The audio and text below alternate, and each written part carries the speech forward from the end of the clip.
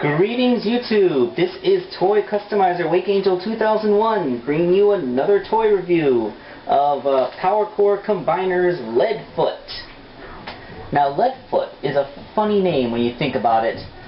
Depending on context, it has two meanings which are the exact opposite things.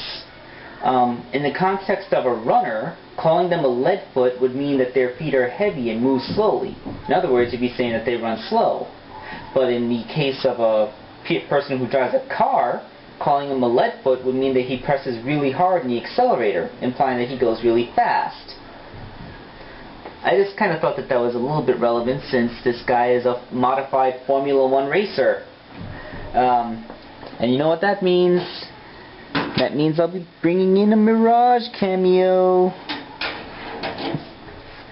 But that's for later to compare stuff.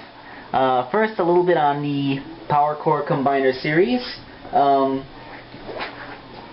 What the PowerCore Combiners are it's kind of like a poor man's Gestalt transformer. What do I mean by Gestalt transformer? Well, in the interest of brevity, let's have a quick cutaway to some pre-recorded footage. Now, Gestalt transformers, more accurately known as combiners, have been around since the days of G1. Perhaps the most famous example would be Devastator, which is made from the Constructicon team, although a lot of my newer Transformers fans might be more familiar with Devastator from the movies, but the less said about that ape-like atrocity, the better. Basically, what these combiner teams are would be somewhere between 3 and 6 Transformers who share a common theme in their transformation. Construction equipment, all airplanes, in this case trains. And they're all triple changers. They have their own vehicle mode, their own robot mode, and then they can transform into limbs, which will assemble into the big final form. A lot of Transformers fans really like these combiners because they make really nice display options. Here we see Superion and Bruticus, which are some of the most popular ones from recent memory. The PowerCore Combiners, on the other hand, not so much. Yeah, as you can see, the PowerCore Combiners, the body is really suffering from movie Starscream syndrome, and that's too flat, too broad, and too polygonal. Plus, the limbs are what they call drone units. They have a vehicle mode and a limb mode with no independent robot mode. And the limbs that they turn into, well, they kind of look really spindly, and they don't really have natural articulation that you'd expect, like, you know, elbows. So yeah, I was never really a big fan of the PowerCore series. So yeah, basically, you know my opinions on what PowerCore Combiners look like and how I basically don't like them, so this guy is going to have to stand on his own as an individual figure.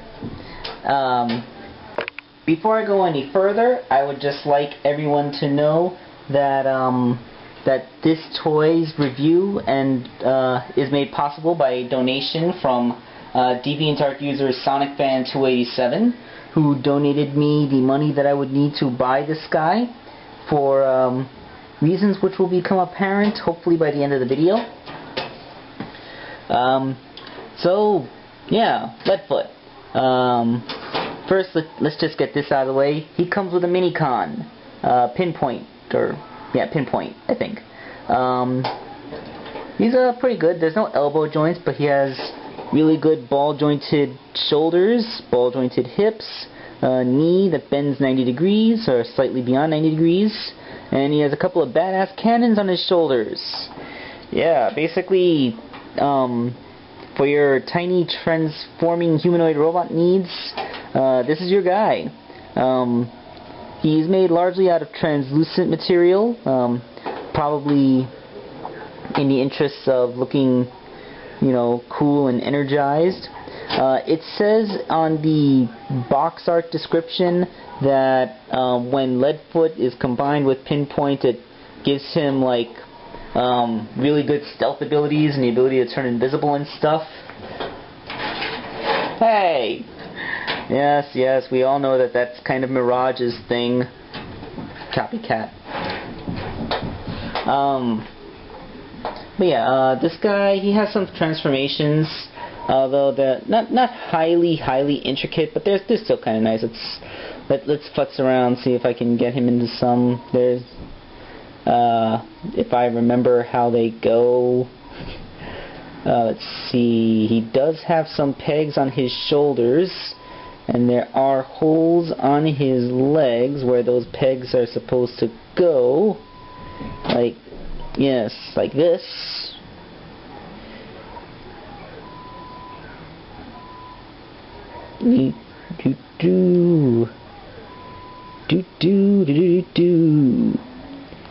Yeah, and you know, they kind of call him a mini-con, but in this guy's case, I'm almost willing to think that he's more of a target master. I believe target masters are from the Transformers canon, in that they are small Transformers who turn into weapons for other Transformers. Would G1 Megatron that turns into a gun that Starscream wields be considered a target master himself? Could the almighty leader of the Decepticons be nothing more than an uppity target master? Whatever. So here's his engine block upgrade mode, and I don't really like it. I mean, if you like big guns mounted on cars, I guess more power to you, but it just seems so impractical because there's no way you'd be able to see if this is supposed to be the cockpit. I mean, I don't know where Leadfoot's eyes actually are when he transforms into a vehicle, but unless he's looking through this guy, I really can't imagine him being able to maneuver himself. And he has a couple other modes. He turns into chest armor for the Gestalt, he turns into a gun, but this is his most intricate transformation, the only one that actually uses pegs. But I think I spent enough time addressing the mini-con, so let's just talk about Leadfoot. I'm going to try and talk as if he is a standalone figure, so I'm going to forget all about the power core combining aspect, which means I'll be ignoring these big blue blocks with magnetic bits inside of them, which are meant to activate the limbs. So, in talking about this guy like a regular Transformer, let's compare him to a regular Transformer. My first instinct was that when I looked at this guy in the package was that he might be a scout size, but not quite. He is certainly smaller than Deluxe. As you can see, Mirage is a bit longer than him, but you know, Mirage really isn't longer than him by much, and they're actually like the same height and the same width, more or less. So this kind of straddles the line between classes. Not quite as small as a Scout, not quite as big as a Deluxe. Incidentally, that kind of suits me just fine for reasons which will be apparent later. Everything is always apparent later. Why can't anything ever be apparent now? So yeah, it has a pretty nice little vehicle mode. I really like this. You have these cool triple-barreled exhaust ports. You have a closed cockpit, rear-view mirrors, which would be utterly useless if you think about it because of the way the car flares out behind them. Although, you know, like I said, both Mirage and this guy would have to be classified as heavily modified Formula 1 racers, because I really can't. I did a lot of Googling and I really couldn't find any stock F1 racers that had closed cockpits like this. And to the magic of searching for a picture,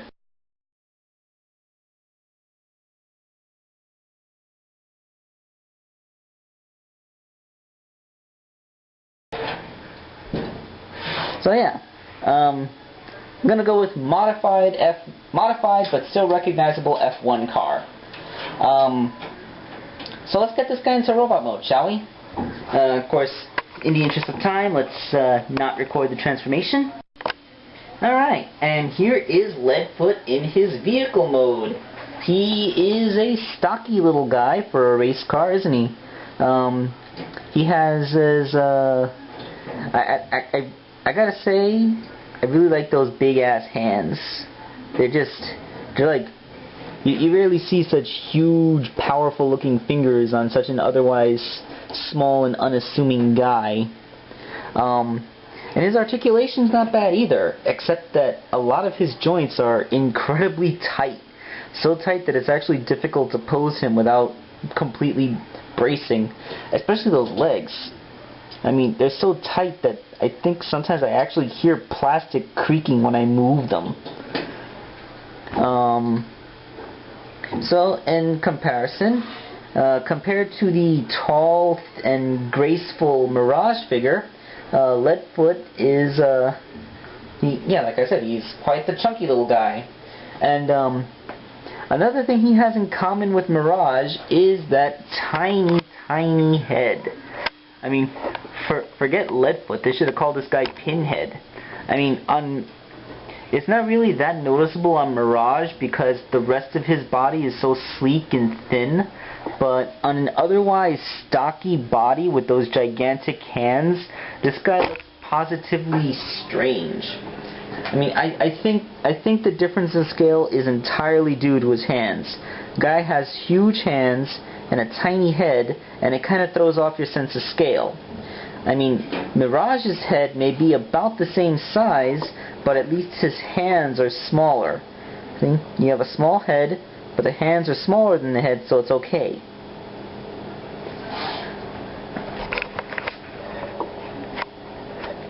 Of course, there is a fix for that, in that since he's a power core combiner, Leadfoot actually comes equipped with an entirely different head hidden within his body.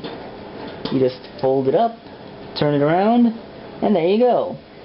And that head actually matches the body much better.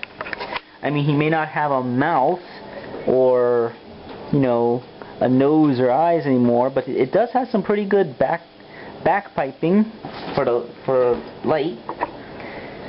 And it actually does look pretty cool. So yeah, the one point of contention I'd have with Pinhead Leadfoot is entirely superfluous because you can always swap out the combiner head if you like it better. So that's pretty much everything I had to say about Leadfoot. Like I said, a lot of his joints are so tight that you'd sooner pop out transformation than you would put him into a different pose. Although if you got strong enough fingers, it's all there for you. Except his feetsies, they have toes, but they don't tilt side to side like Mirage's does. So it can be a little bit more difficult to get a splayed stance out of him.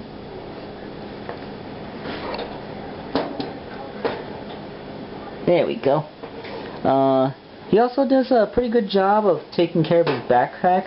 As you can see, there's not that much kibble there. Or at least you would see if I had remembered to zoom out. There we go. See? Minimal backpack, not too much kibble. The figure has no waist joint, but otherwise some pretty good articulation. And I actually rather like this guy. Not just for my weakness of Formula 1 racers, but I think he's a pretty good transformer. And if you completely ignore the fact that he's a power core combiner, he still stands pretty well on his own. I like to think of him as a little protege of Mirage, since they have similar alt modes and similar roles as spies and dudes who can turn invisible. Yes, you're a worthy student, Leadfoot. Of course, there is a reason why I had a donation to get this guy in so quickly, and that will be apparent when you see my little preview sketch.